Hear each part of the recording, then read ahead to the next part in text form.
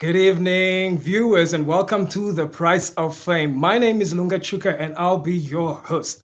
So, The Price of Fame is a podcast that focuses on the real story about the journey to success from the moment and realization of one's gift and purpose. And in these conversations, we aim to shed the light on the hardships, the sacrifices, and the mindsets our guests have to overcome to achieve their current position in their career. And these are their stories. Ladies and gentlemen, tonight's guest has been in the entertainment industry for over 25 years. He's a founding member of the Cape Comedy Collective, which started back in 1999. He is a veteran in the entertainment industry. He's hosted hit TV shows, published a book, performed and produced 14 solo shows that has toured across South Africa. He's been part of international festivals that's basically happened almost everywhere part of the world, ladies and gentlemen. Woo! We've got a heavy hitter in the house, and his most recent work can be found on SABC 2 every Friday, 7:30, and it's called The Comedy Mixtape. Ladies and gentlemen, without further ado, please welcome to the screen comedian, producer, author, writer, and did I mention veteran? He goes by the name of Stuart Taylor. Yeah. Woo! That was quite an introduction, Lunga. Thank you, sir. Thank you, sir. I'm trying to get the best introduction award. Hopefully, No, it was epic. It was epic. Thank you so much. Thank you so much. You can hire me, if you want. If you ever need an introduction, I'm just saying, I'll take you up on that soon. How are you?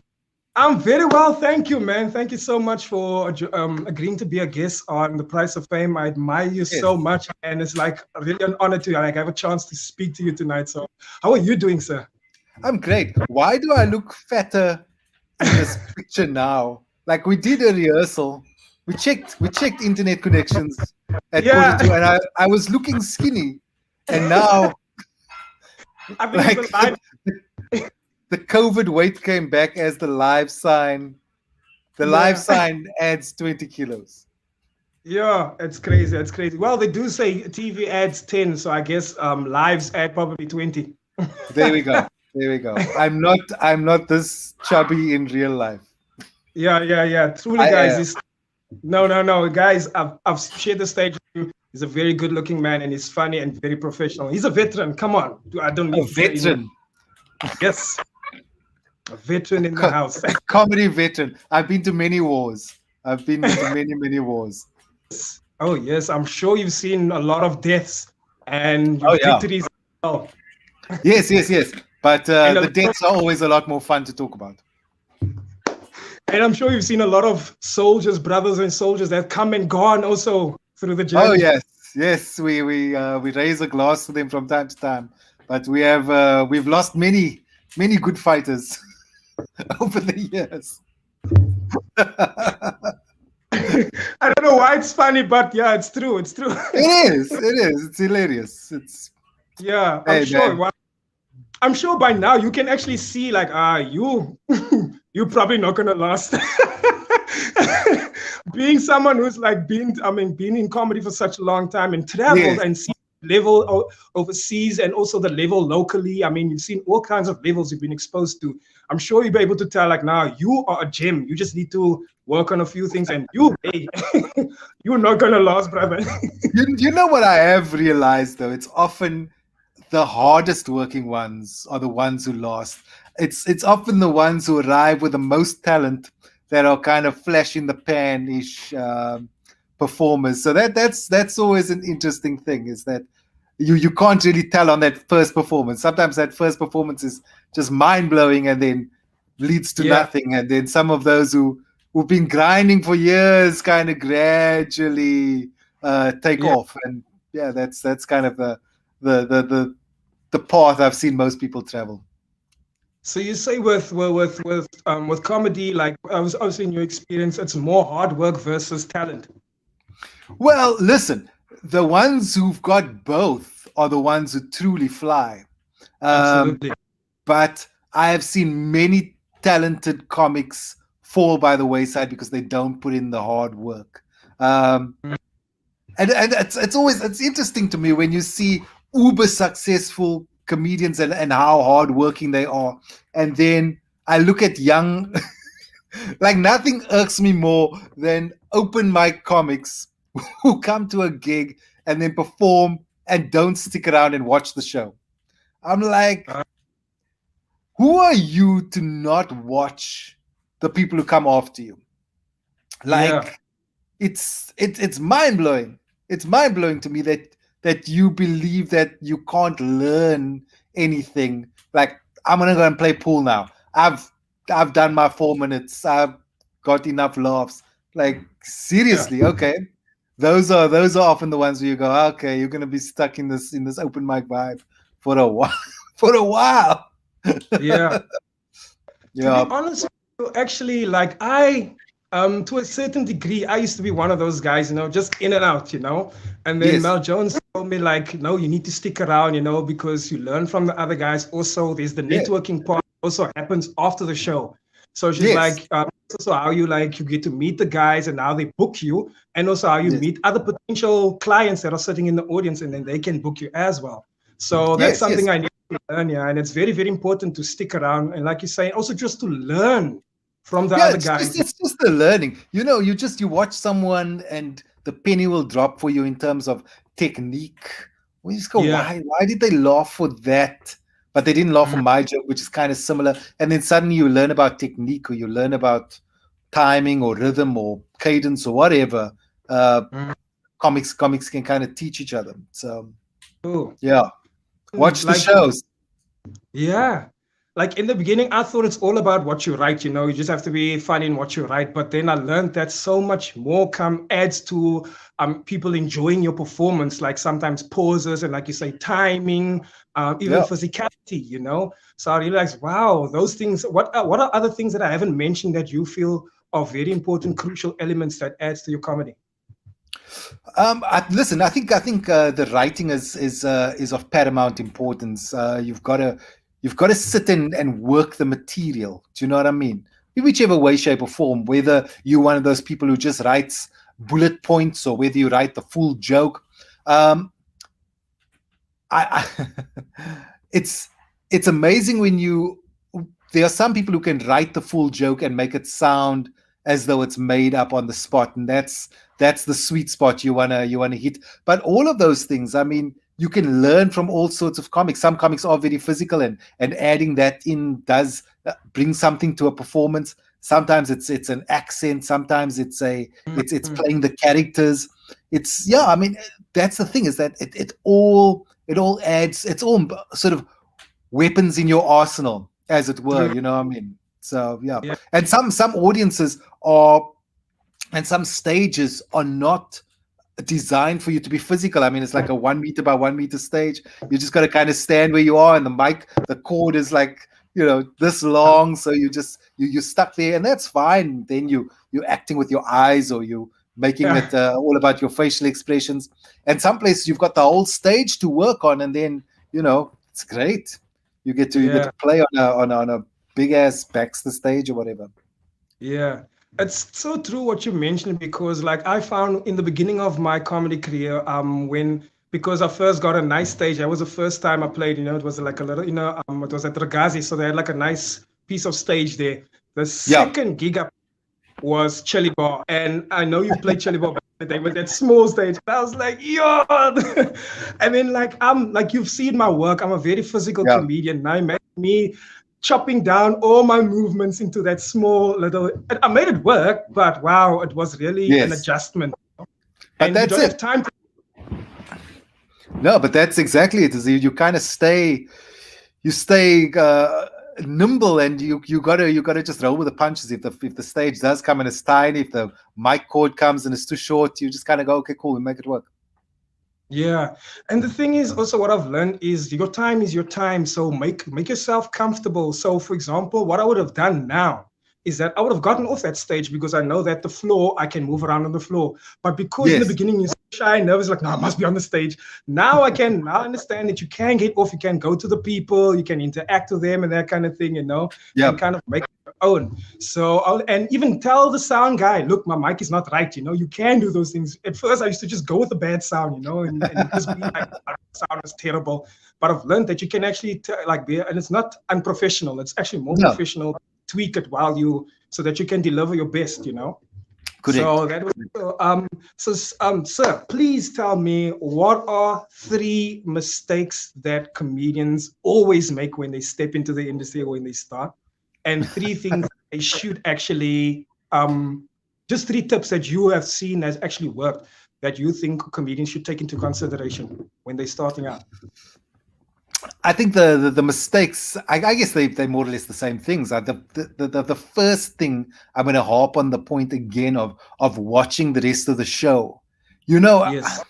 like I think back to the Armchair Theatre. We started at the Armchair Theatre. Myself and Kurt would sit, and it wasn't like there was a massive discrepancy. Like the headliners were that much better than the ones who were starting out. But everyone had skills, different kinds of skills. So to sit on those steps and watch someone like Chris McAvoy, who could carve a joke and write the best written material, not a single unnecessary word, just the shortest amount of words to the tightest and best punchline. To sit and watch a wordsmith was so valuable. You'd sit and you watch Dave Levinson used to do this character called Agony Barman Dave, where he'd come up with a 6-pack of beer in a bucket, and you could ask a question and give you a beer and give you your answer. It was like an agony aunt, and it was the most ridiculous, silly advice he'd give you. But he's so sharp. He's so sharp. And then learning the skills of improv week in, week out, and just sitting on the steps and watching that. And so I'm going, everyone would do it because you could learn from someone else. Yes. I remember being backstage at Bafani one year, and the person who sat and watched every single person's performance, he wasn't drinking beer backstage. He wasn't hanging out having good times. He was sitting on the side of the stage studying this thing, was Trevor. And you'd walk off and Trevor would go, yo, man, the thing you did where you said the thing and then you brought back, that was so clever. And that dude is a student of comedy. Now, if Trevor Noah is a student of comedy, who are you to not watch the rest of the comics and go, what can I learn how to do or what not to do? Because there's much learning in someone dying on their ass and going, what did they do? How did they step on? They just stepped on stage on the wrong foot and the thing fell apart. How do I make sure that doesn't happen to me when I'm going on stage? So that's my first thing. Is like, you've got to become a student of it. You've got to, if you know what I mean, like it's so much fun. This thing we get to do is so much fun. But you've got to balance, and maybe that's the second tip, is find the balance between the fun and the work. Because it's funny, young comics, when we started off, there was a lot of guys who got into it because it was the thing that would make you popular, and now you're in it for the good times. You're in it for the ladies that's gonna come and buy you drinks at the bar afterwards. And you go, if that's why you're there, you're never gonna progress, because it's just gonna that's why you're there. You're there as a novice. And maybe the industry does need novices, but what really grows this industry are those hungry comics who come up from behind and push you to be better, and push you to do to just kind of push yourself, and that's what helps the industry grow. So there's balance to be had in this thing. You've gotta, if you're there for the good times, have the good times, but you've got to put in the work at some point. Absolutely. And then in terms of a third thing is, authenticity is key. Like, every book will tell you to find your own voice, and that's the hardest thing. It really is the hardest thing, because when you start, you often emulate comics. You'll, when Eddie Izzard was the comic to watch, everyone kind of on stage. They sort of had his style of delivery, and then Bigger and Blacker hit the scene, and suddenly everyone wanted to pace up and down the stage like Chris Rock. So it's great to watch these comics, and it's great to be inspired by them, but you can't be influenced by them. You've got to find your own voice. You've got to find your own style. And I would almost avoid watching those big slick comedy specials if you can do so, or if you can't do so without being influenced. Only watch it if you know I'm not going to be influenced by this person. I'm watching it for whatever the case may be, like just for the appreciation of the art. But often when you start out, you are influenced by them, and then it's just it takes that much longer to then find your own voice after you've been influenced by so many others. Yeah, I think you actually mentioned what not to do and what to do.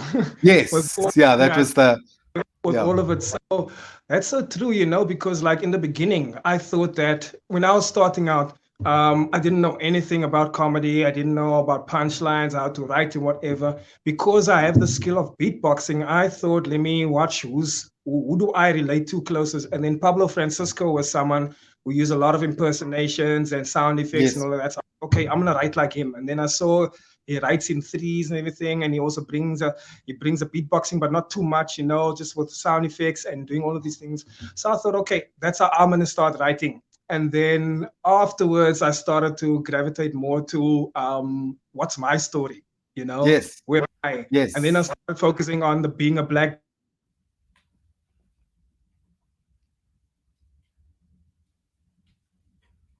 I think I might have lost you. Oh, I hope it's not my internet connection. No, we're back now. Yeah, yeah. Good. Yes, it's exactly what you're saying. It's that is such a it's such a valid point you make. The idea of telling your own story.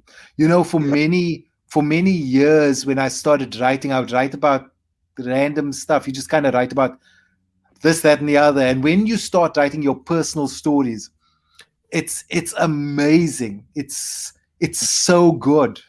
It is so good. We were editing some of the comedy for Comedy Mixtape, the comic segments, and the most entertaining comics are the ones who are telling their own stories.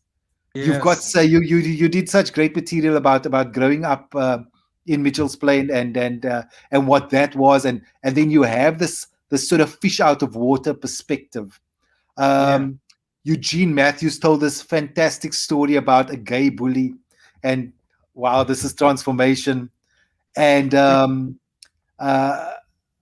Jared Pillay told the story about like a racist incident at a matric ball. But you go, no one else could tell Jared's story because he was going. A white girl asked him to be a date at the matric ball because she wanted an a Bollywood themed matric ball, and he was gonna complete the look. You cannot do that story. I cannot do that story. Absolutely. The story of Eugene going, yo man, this gay bully, that could have been my life. Wow, look how far we've come. I can't tell the story. You cannot tell the story, but Eugene, he lives that story. And again, for you, just the idea of going, yo man, this was my reality over here. These kids, their Afrikaans their English was terrible. I had to learn to speak Afrikaans, which wasn't much better. It's it's your lived experience that makes for such great content. And it's interesting because sometimes you think that your story is not worthy of being told, but it is, and it's funnier. It's funnier than stuff you make up. Absolutely. And just to like grab one of your special productions that you've actually done of something that you've lived, is Learn a Father. I mean, you did a book and you did a special about it, and that was basically your experience, and you're basically teaching men, yo, wise up, this is the do's and don'ts, and this is how you keep the peace, and it's not just something that you thought of, it was your actual reality, it's something that you've lived. So you could really put what your experiences and your lessons were into that book. So that's no, absolutely. That's the thing. I think that by that time I'd kind of realized, no man, just tell your own stories. Mm. It's just got a richness to it. True. I mean, that's also what I've learned when I thought when because I used to appreciate, for example, guys like Dave Chappelle, or Kevin Hart, and Trevor Noah, and I was like, why do I love them so much? What is it about their material that is so amazing? And then I was like, oh, people can relate. Why can they relate? Yes, They're telling real life stories. yes, If you're gonna speaking about you being nervous, standing in a queue, or being late and rushing in traffic, chances are there's people who was relate and can relate, and that's when it becomes our thing, and then we laugh at it, yes, and that's how you write good exactly. material. So that's how I grew from writing only about myself, living in being a black guy, living in Mitchell's Plain, because when I went to foreigners, they couldn't relate. So I was like, Yes, so I did another way of how do I do my material, and that's like, just write about my life, true life yes. experiences. Yeah. And that would And be the and goal.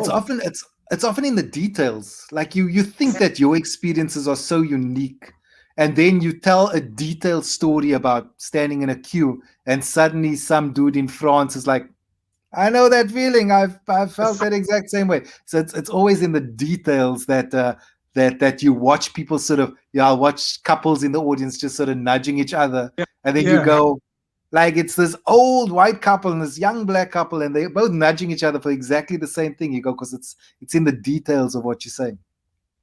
And I like that you mentioned that small detail also of the audience, just that nudge and the smile. Sometimes comedians feel like if they don't get a laugh, they're not doing well. But just putting a smile on someone's face, or just like that little giggle, or people like nodding, or even just the Yeah. room so quiet and tuned into you. That's Yes. also good. That's also good feedback. So No, a lot of completely. I used comedians only to. like good feedback is only when people go, woo, instead of Yeah. taking note of all of those small little moments as well. Yeah, it's. I mean, you sort of have that stadium style, people going crazy, arena type comedy, and then you have your comedy clubs where people will go crazy. But the place where I kind of plowed my trade for most of my career was in theaters. If you're going to play at a theater, the audience who's coming typically sits and they watch the show, and at the end they clap, they applaud for you. They'll smile and they'll giggle through it, and so. You go, well, this was not a raucous stand-up audience, but they love the show. Do you know what I mean? And so it's and you get that. It depends, on you, depending on which day. So on your weekends, you get your full-on proper stand-up audience, fans, just fans of you, and it's amazing and raucous. And on Tuesday, it's your half-price student night, so raucous as Yeah. well. But then your Wednesday, Thursday, it's just those typical theater-going audiences who just come and they really appreciate what you're saying. They appreciate your story, and they really applaud you. And that was quite a it's as you say, as a comic, you're like, oh my, did I mess up? They didn't like it, and then at the end they all applaud. So it's you get used to it. That's so true, because I remember my first theater experience. I think my first time at the Artscape, I had an audience like that where they just giggled, and like most of the time they're quiet. And at this point, I was still learning in comedies. And at this point, like I've been having like amazing feedback, people like, woo! And playing in Mitchell's Plain, people are whistling throughout your performance and things. And now these people are so quiet, and then they give you a huge applause at the end. And then you're like, Yes. they're just happy that I'm leaving. And then after the show, and they'll be like, wow, you're actually like really talented. Where did you Yes. study? Like, wow, you actually enjoyed that. Because throughout the show, I couldn't feel the energy. Yes. No, exactly. And it's sometimes it's a theater culture. So there are many, you don't go and play in one of the Nordic countries because they literally won't laugh. They literally will sit and not laugh at you, and then at the end just stand up and that was amazing. Like, Yeah. really nothing for half an hour, and then at the end you're just like, oh, brilliant. Yeah. And it's just it's cultural. They just go, no, that's we don't want to interrupt your performance by making noise. We just want to, we'll appreciate for what it is and applaud you at the end. I think it's part of theater etiquette, like Yes, with the completely. no noises, because with theater, they don't want to do anything to throw you off or distract you. So that's why Exactly. very minimum, very action, and then towards the end, they'll give you maybe a standing ovation, and you'll hear all the whistles, and the photos will be happening at the end. But for you, sir, can you take us back to the beginning of your career when you started comedy? what is it that sparked the light in your eye and you'd be like, wow, this is something I actually want to do and become?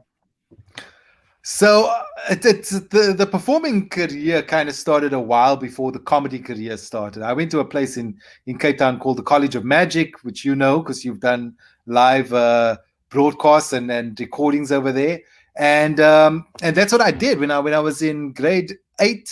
I joined the College of Magic, and you're usually supposed to be like 10 years old, but there's this bridging course where teenagers can come and do it, and you catch up. So from grade 8 to grade 12, every Saturday morning, that's what I would do. I'd go to the College of Magic with my briefcase, my bow tie, and I'd do magic tricks. And when I graduated from the College of Magic was the same year I matriculated, and I went off to Stellenbosch. And so during all that period at the College of Magic, you kind of do kids parties on weekends. There were like one or two sort of club type events you could perform at, but that wasn't really a thing. But in the last year, I was in my class was Riyad Musa was in my class, and Conrad Koch was a year ahead of us. And round about our second last year, this magician came from the States to do a performance at the Magic Convention. His name was Tom Ogden. Yeah. And I'd never seen a magician with very few props focus more on humor, focus on comedy. So if he made you pick a card, he'd make you laugh. He had 10 lines which made you laugh, and then the magic happened at the end. But it was like, wow, you can add comedy to this thing, and that's what we got to do. So myself, Riyad, and Conrad, very much the three of us were sort of drawn to the style of comedy magic. And I started performing those sort of events here, there, and everywhere. And at varsity, you would kind of do sort of close-up magic for people at your res, and occasionally, and as I said, these kids' birthday parties. So in my final year of varsity, Riyad called me up, and what had happened was there was the UCT drama department. I was at Stellenbosch. The UCT drama department was doing a comedy night at a pub called Barney's. They found some people who kind of had a comedy act, and they were going to do this as part of the drama department. And it was people like Paul Snodgrass, Dave Levinson, Mark Sampson was this UK-based comic who was kind of found his feet over here in Cape Town. They said to Conrad, yo, we know you're a ventriloquist, come and do some ventriloquism here. And Riyad went to go and do some comedy magic. So they did this thing, and it was very successful. So they said, well, we're going to keep doing it. And Riyad at that stage, he was studying medicine, so he didn't really have the time. And he called me up. He said, yo, Stu, you're going to come through to Barney's. They pay you $50 and all the Reds you can drink. Not that Riyad was drinking the Reds. And I was like, yo, that sounds cool. So I went to a pub, Lower Main Road, in Main Road in Rondebosch, and I arrived there. I'm very smartly dressed because I'm a magician, and everyone is just casual. I'm like, what's going on over here? And I get introduced, and I'm like, good evening, ladies and gentlemen, and I do my line, and they laugh, but it's so stiff. Like the performance is so stiff. And they're loving it. I mean, it's a bunch of UCT kids, and the gags are there, and they're being charmed by it, and the magic happened, and and someone sends a tequila up on stage. Okay. And they're like, "Yo, drink the tequila." I'm like, "Oh," and I must have. I think as soon as I drank, I was like, "Fuck!" And they're like, "Yeah." I was like, this does not happen at kids' birthday parties. They do not send you tequila at kids' birthday parties. Finished up, got my $50, got my Reds, and they were like, yo, man, that was great. You must come back, come and do it again. And that became like an almost every Thursday thing. I would go, and these kids found it so amusing to send, I say these kids, I mean, they were my age, to send tequila to this guy who was dressed in his bow tie, and then just watch him loosen up over 10 minutes. Yeah. And just sort of, hello, ladies and gentlemen, and end with fuck me, fuck.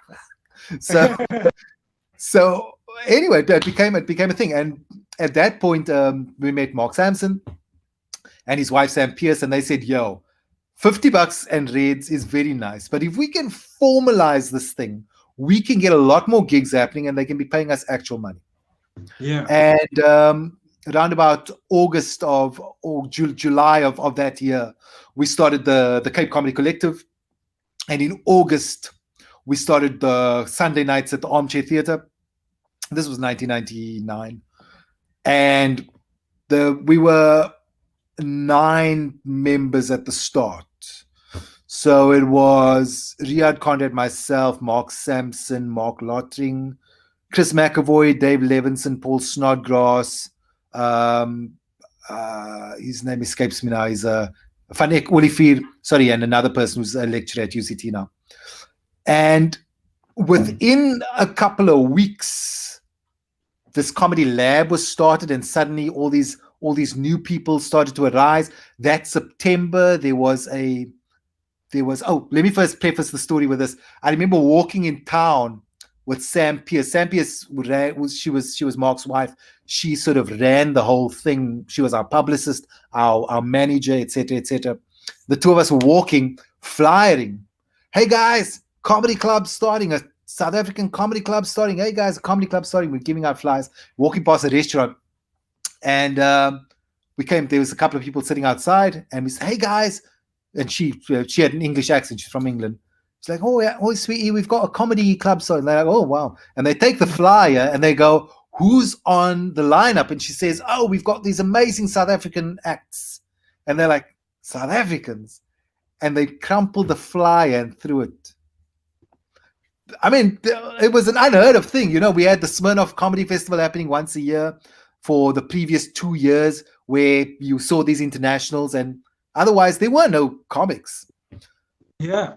I'll put a pin in that story. We'll get back to it a bit later. Anyway, by September, Kurt Skoenrath does Smirnoff Comedy Festival as a new face there and gets pulled into the CCC. People like Kagiso Lediga, Loiso Madinga, no, not Madinga, sorry, obviously, Loy Gola, Tsepo Mogali, they all start joining. Tracy Klaas finds her way there, and this collective really starts in earnest.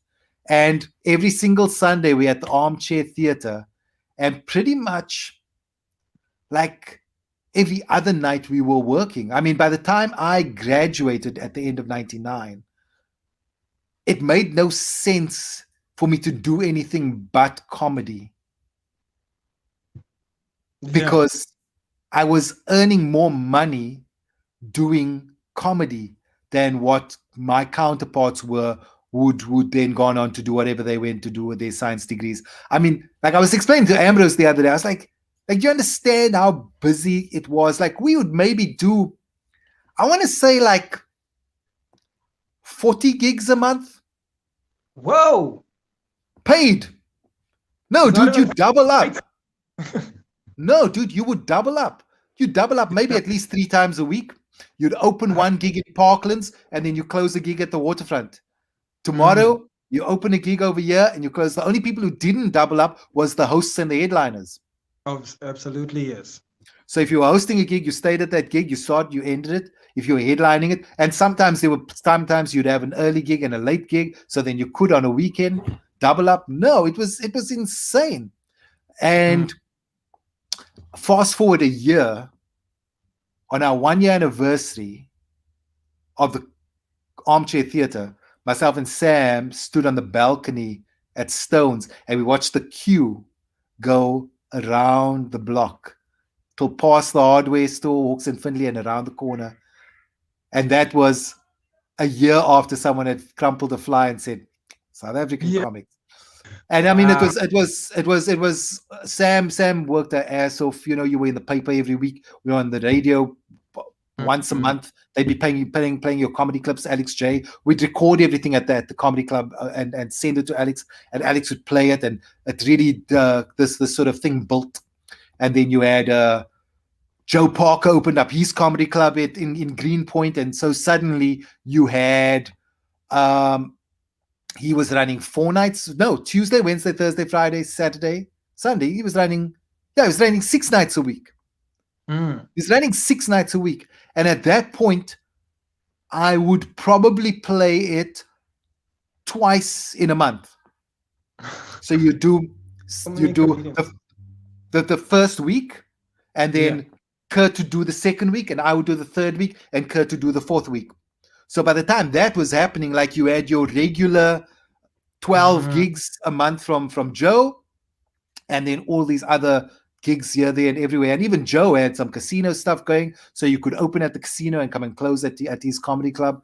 And it was an incredible amount of stage time in a very, very short space of time. And also, we're kind of building the plane while we're flying it. I mean, we didn't know what we were doing, and the audience didn't know what they were doing. And we kind of taught the audience how to be a comedy audience, and the comedy audience taught us how to be comedians. So it was a very, very interesting time. Was that the Cape Comedy Collective? So that was the Cape Comedy Collective. By the time the Joe's Club started, the Cape Comedy Collective had kind of reached the end of its career, and for a long time we went without management, and we formed something called the Comedy All Stars. Down the line, myself, Koki Falco, Colin Moss, and Kurt, the four of us, because at that point a lot of our colleagues had moved to Joburg. Pure Monati show had happened, so Yeah. Shags, Lloyd, Conrad, all of them had moved up to Joburg, and we were the sort of Cape Town counterparts over here.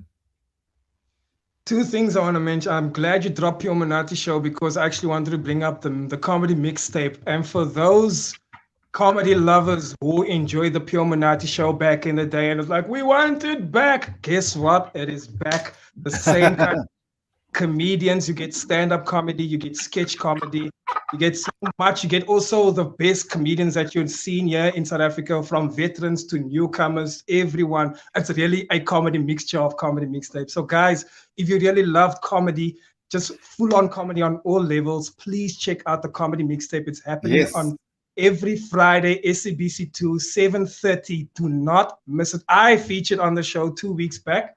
So guys, I mean, if I'm getting opportunities, so then you must know everyone is on there, everybody's involved. So please check it out.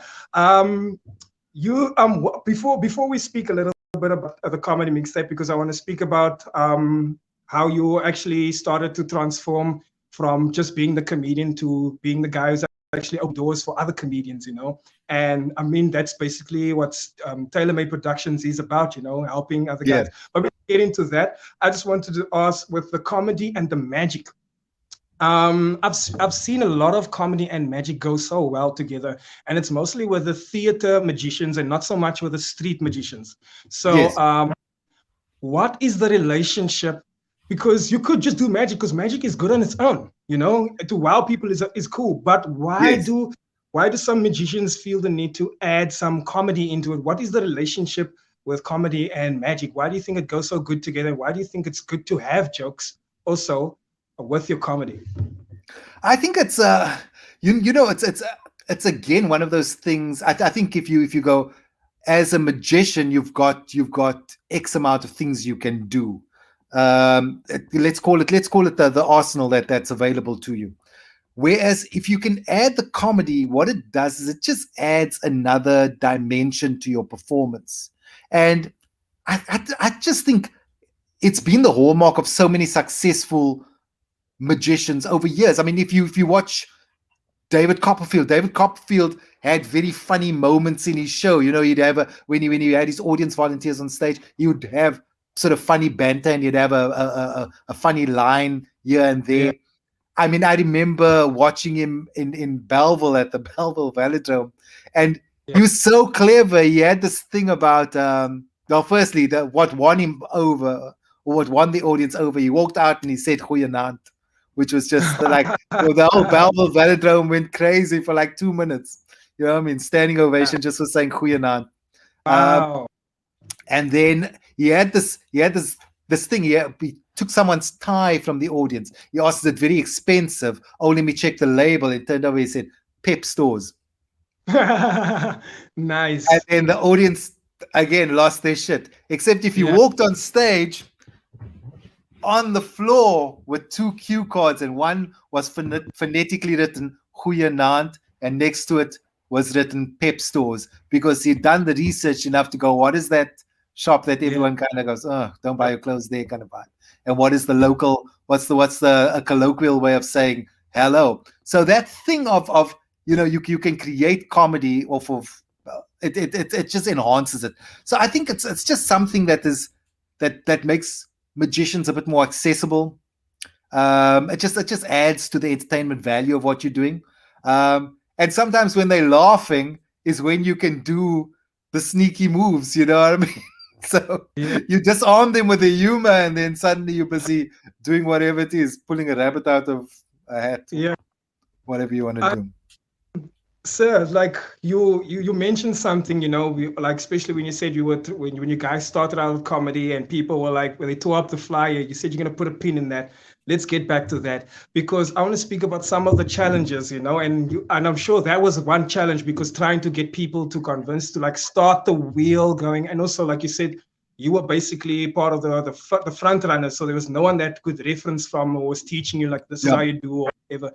So you guys were basically hating the scene. What are some of the challenges that you faced in the beginning? And also what are the challenges that you personally faced, for example, within the household? Because I mean, I'm sure it wasn't an easy thing trying to convince your parents, this is what I want to do, seeing that it was something that needed to like start slowly, because it couldn't be like, you want to be like Trevor Noah, or you want to be like, it wasn't something like that. So no. Well, in terms of, I've got to say, I was very fortunate because of the magic background. The parents kind of went, oh, but he loves doing this thing.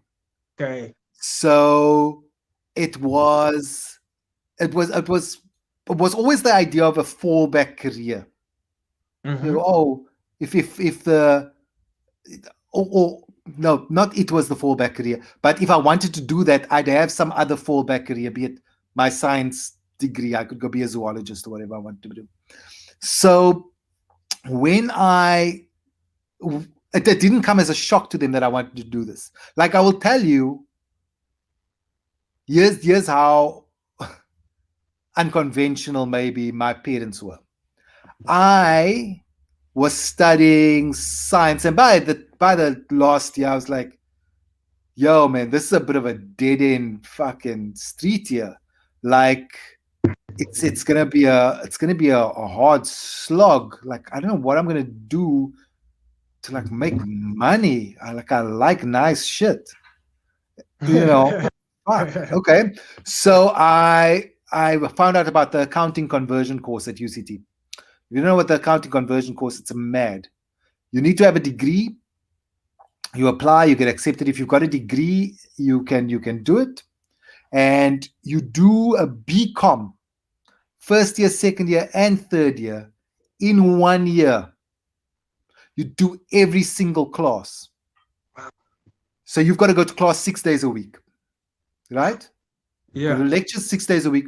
Lectures start about 8 in the morning and they end at about 6 in the evening. And on Sundays, you do tutorials from 8 in the morning till about lunchtime. So for a year, and classes start round about the 3rd of Jan. There's no winter break. There's no March, June, or September breaks. You go straight through, but you graduate with the BCom graduates round about the middle of December. Mm-hmm. Give up a year of your life and you can become an accountant. Yeah. So I'm like, oh shit, that's cool. Accountants earn lots of money. I can still do magic on the side. Yeah. So I apply and I use my own hard-earned money to pay the application fee, and I get accepted. And on a day before I'm supposed to start, I'm sitting in my room, and my mom walks into the room, and she says, "Do you really want to be stuck in an office your entire life?" Wow. And I was like, "Okay, cool. I'm not going to do that." Wow. But I did have a different plan. I had a different plan. I was, no, I'm not going to do that. I'm not going to do that. I'm just going to go and do this magic thing. I still didn't technically I'm still on a gap year. It's been many years. But what happened was I then went and thought, well, you know what I can do? I can go do, there's a structured master's degree in animal physiology. It's a 2-year course. And it's 6 months on, 6 months off, 6 months on, 6 months. No, 3 months, 3 months. So you go to class for 3 months, then you get off for 3 months. And it's for people who are working. So I'm like, well, I'll go do jokes for 3 months and then come back and do these 3 months. So I've got 4 modules in the first year and 4 in the second year, whatever. At the end of it, I'll have a master's in animal physiology. I'll be 24 years old. Yeah. I can start my PhD, which means by the time I'm like 30, I'll have my PhD. Junior lecturer when I'm 32. Senior lecturer by the time I'm 35. Head of department by the time I'm 40. Dean of the science faculty by the time I'm 50. Rector of the university by the time I'm 55. Because I would have effectively been the first person of color to get a master's in animal physiology from Stellenbosch University. Like, holy shit, I'm like one of theirs. I'm gonna be the dean of the faculty. I'm cool. I'm gonna be the university director. And I still get to lecture, which is kind of still like performing. Yeah. So I get to perform every day. So I went to them and I was like, yo, cool, I wanna enroll for my thing. So I was on a bit of a gap year. I'd taken the year off because I didn't apply for anything. So yeah. So basically this was me in January going, okay, well, I'm going to do jokes on the side, but I'm not sure what I'm doing with my life just yet. So around about June or July, I went to Stellenbosch and like, yeah, man, the masters, can I start next year? And they were like, no, it started this year and it's a 2-year cycle. So you can't start next year. You have to start the following year. Yeah. I was like, yo, man, what's the universe trying to tell me? Maybe I should just give this comedy thing a solid swing. And so I moved out of my parents' separate entrance and into a room at Kurt Skoenraad's house. And the rest is history. Wow, that's so awesome, man. And was there ever a time in your career where you actually felt like, you know what, I'm just gonna hang up the boots, this is a little too much, or I just need a break now, like a serious break, and I don't know when I'm coming back, just give me a break? Never seriously. Never seriously. I mean, you have that one day when you just die on your ass at West End, and then you have to just drive home and think, I'm done. But then you wake up, you're only as good as your last gig. You wake up, you do another gig, and it's great, and you're like, oh, okay, cool, I'm back. But never seriously. I think what helped was the fact that I lived with Kurt, and in my lean months, Kurt was there. Kurt made sure that the fridge was full, and in his lean months, I could make sure that the fridge was full. So we always had either great times. There was a moment after we left the Cape Comedy Collective where things were particularly lean, and if it was just an unspoken thing, yo, dude, if you earning bucks, fill the fridge, man, because you know what I mean. It's like help a brother out here. So if it wasn't for us being there for each other, I don't think we would have necessarily made it through. But we were too far along. You know what I mean? We loved this thing too much that there were those early days when you kind of went, it's tough times out here. But those tough times didn't last. Yeah. And what was that? I had another question now, what you were saying. Come on.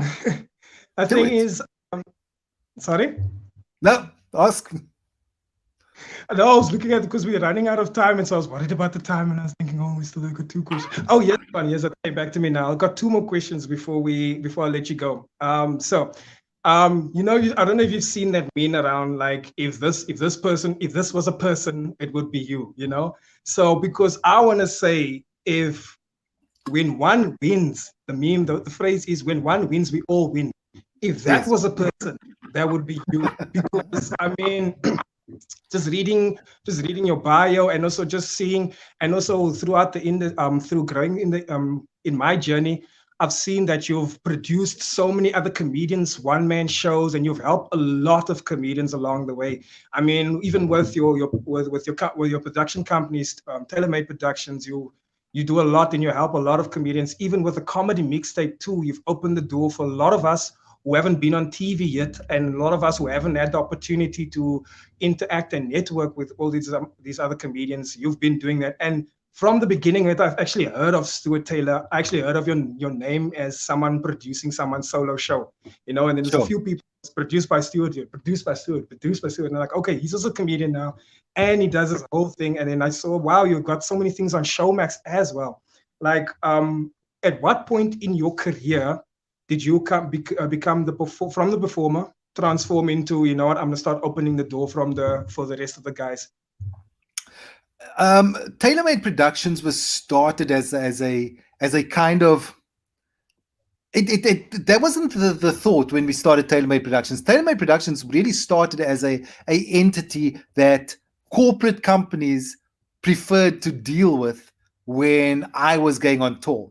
So we did a massive tour with Old Mutual one year. You go, it's easier to sign it in the name of a company from a liability perspective, from a VAT perspective, just from a business perspective. Old Mutual wants to work with the company, and that's why TaylorMade started. And we started, we started a long time ago, and it was always going to be about, it started initially as possibly it started initially as possibly a television thing, because there was no online work. Then it became a live thing, and really only in 2016 did TaylorMade really start finding its feet in terms of creating online content. And it became abundantly clear, and it's a lesson I learned over and over. There is power in collaboration. There's truly, there is, my most successful ventures have been collaborative efforts. I wrote a show called Technicolor. I never used to work with the director, and then I started being directed by Heinrich Reisenhofer. And holy shit, did we travel and tour, and we couldn't sell enough tickets on these shows. Lerner Husband collaborated with Heinrich. Incredible. Became a book and became multiple versions of the show. Then when it was creating sketches for corporate clients that was going to live online, again, it was the collaboration that led to the greatest success, and then Comedy Mixtape being the best example of it. So it's not, it's a two-way street. I think it's as much as I go, hey man, yeah, it's a huge compliment that you go, hey man, if that I'm opening the doors. But the truth is that the industry, what is the point of living in that bubble and not giving people a hand up if you've got the ability to do so? Absolutely. What is, do you know what I mean? So another one was the Mother City Comedy Festival. Yes. We go, yes. Most comics just go, I can't book the Baxter. You got to pay a 25 grand deposit, and you got to pay 20 grand a night to rent this place. And we go, no, but someone just wants one night in a 160 seater. They literally have got to risk 3 months worth of rent, 4 months worth of rent to try and make half that. That makes no sense. Yeah. So what if we take the 3 weeks and we amortize the costs and the losses over everyone, and then suddenly everyone gets to make a little bit of money, as opposed to one person sells out and makes all of the money, and 20 people don't sell out and they all lose a ton of money. Like, that's, and all of these places, you have so many gatekeepers that'll kind of just never return your calls, and it's not great. It's, we were in those positions, and people opened doors for us. That's the truth. The Russell Shapiro's, when On Broadway was going, he was that dude that opened doors. Sam Pierce, when the Cape Comedy Collective was going, opened doors. Joe Parker, when he opened a comedy club. So it's not that that I am this hero of the industry. I'm following the footsteps of people who open doors for me. Absolutely.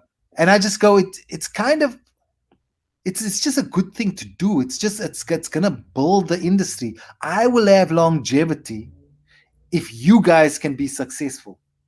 Absolutely. Because you are going to grow an audience, and your audience. I remember I was doing at my last show years ago. Geez, I can't even remember when my last show was at the Baxter, but I remember this group of young girls in my audience, and they were girls I'd seen at Dalen's show. They were Dalen fans. They're not Yeah. Stuart Taylor fans. They were Dalen fans, but Dalen turned them into comedy fans. I was like, Mhm. you guys would never come and watch me if you did not go, oh, Dalen, sure, Dalen's at the backstand, and now suddenly that Baxter audience grew and became younger. Mm. I mean, it's the thing that irks us, myself and Sib, as the co-producers of the Mother City Comedy Festival. We're like, that Baxter audience is aging, because why is Skulk Poseidon not doing a 3-week run? Why is Alfred Adrian not? Because they're not having their calls answered. They're not. No one bothers responding to their mails. But those people, I need them to grow their audience, because that will give me longevity. Their audience will become general comedy fans, and general comedy fans come and support everyone. Yeah, that's so true. And like it makes sense, like you're saying that you just actually doing what you learned. Yes, And it brings us back to what you said in the beginning. Who am I to act like this, when the people above me has opened doors for me and that yes. kind of thing.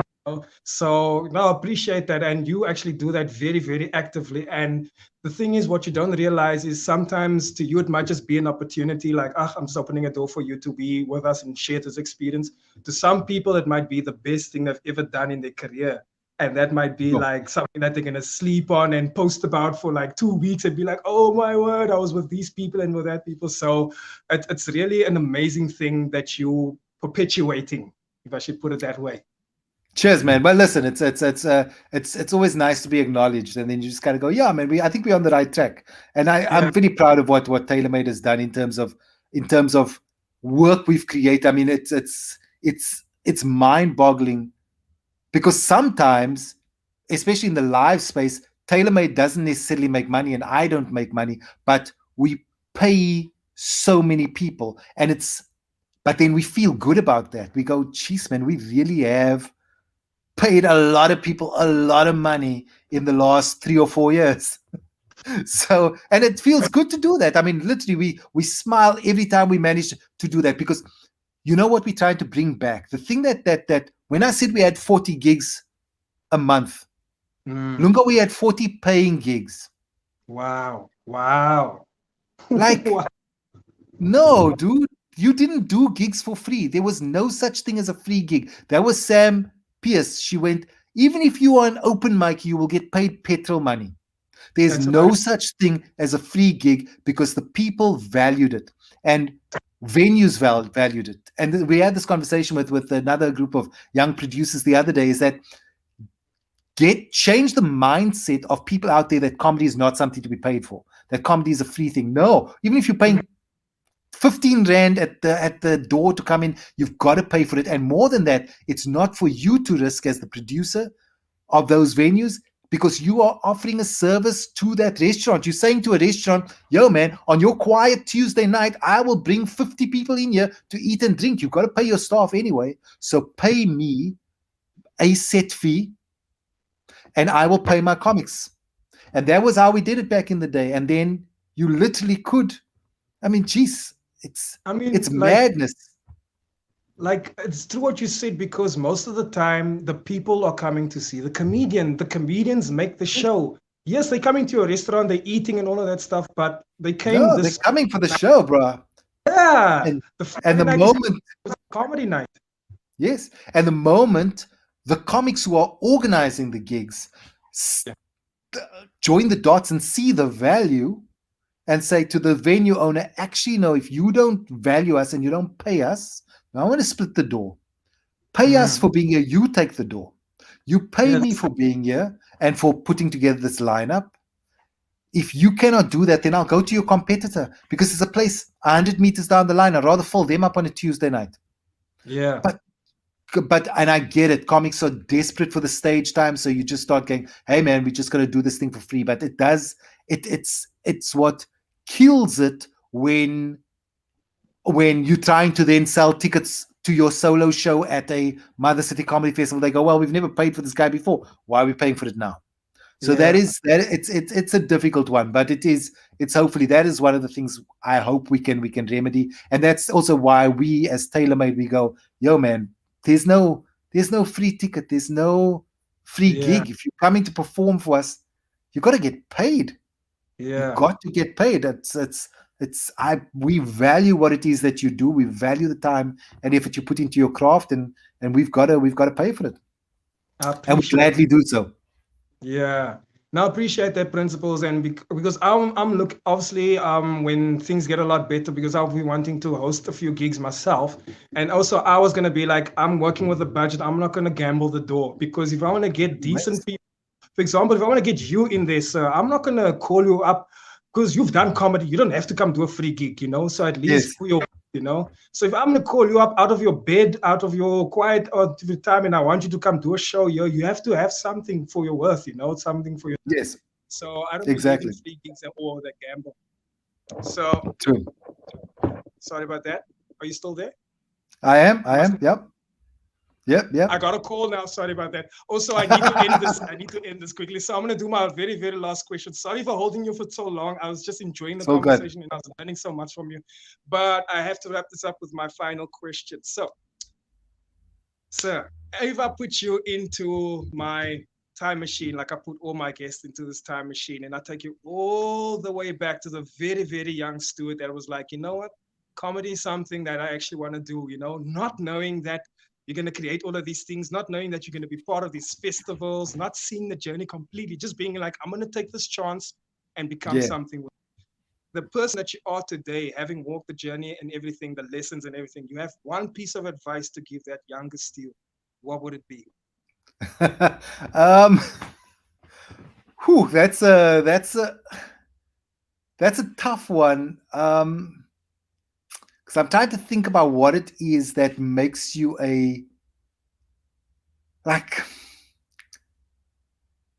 I'm trying to think of what you could say to someone to build their confidence. Okay. Confidence is key in anything that we do. You only as successful as you are confident.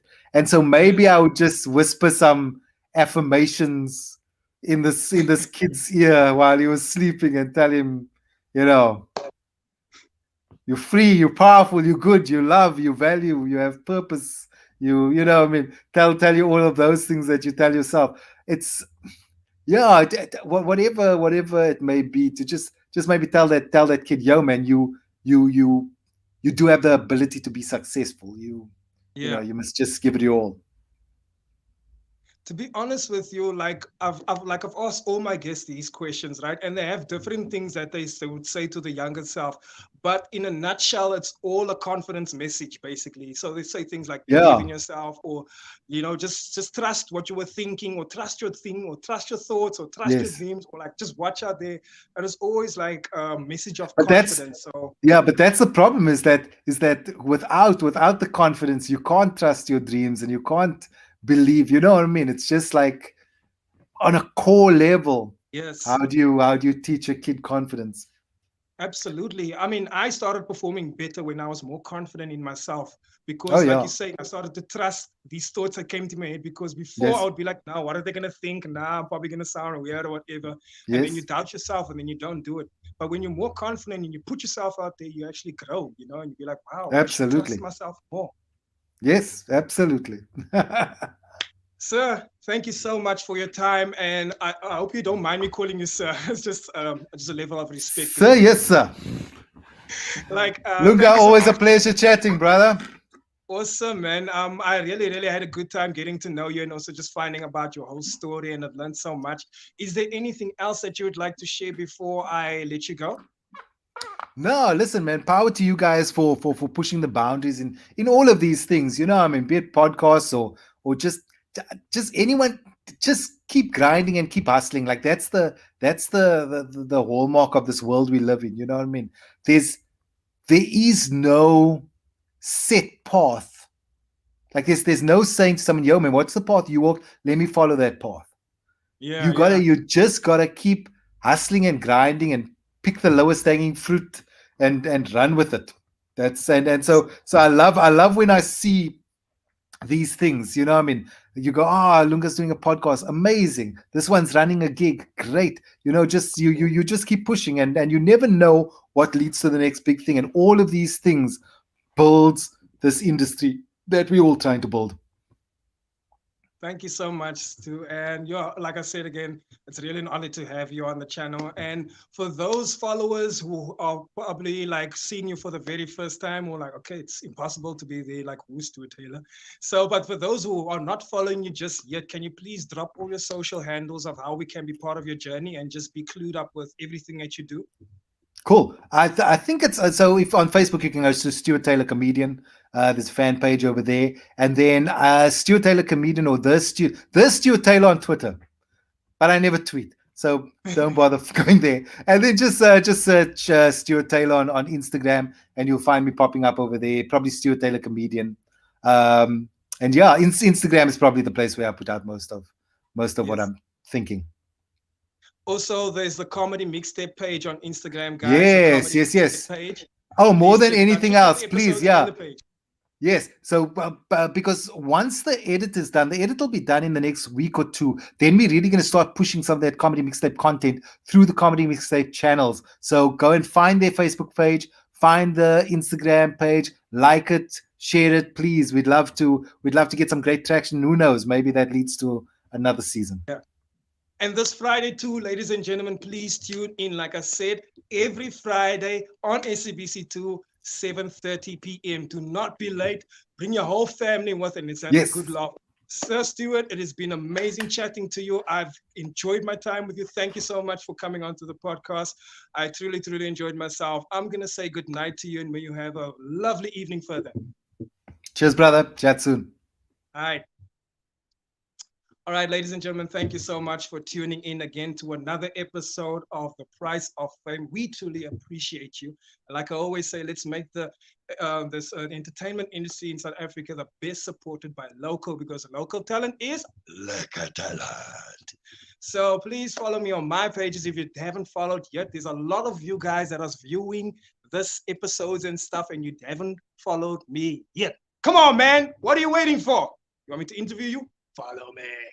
Follow me. All right, on Facebook, you can find me at Lunga Tshuka, the Energizer Funny. That is Lunga Tshuka, the Energizer Funny. On Instagram, you can find me at Lunga Tshuka. And for exclusive interviews and snippets of The Price of Fame, you can go over to my other page on Instagram, which is The Price of Fame ZA. That is The Price of Fame ZA. My name is Lunga Tshuka. I have amazing time with you guys every single Tuesday, even though I can't see or hear you. I know that you're there, and I believe in you as much as you believe in me. I love you. May you have an amazing evening. Stay safe and stay happy. I am out. This is The Price of Fame.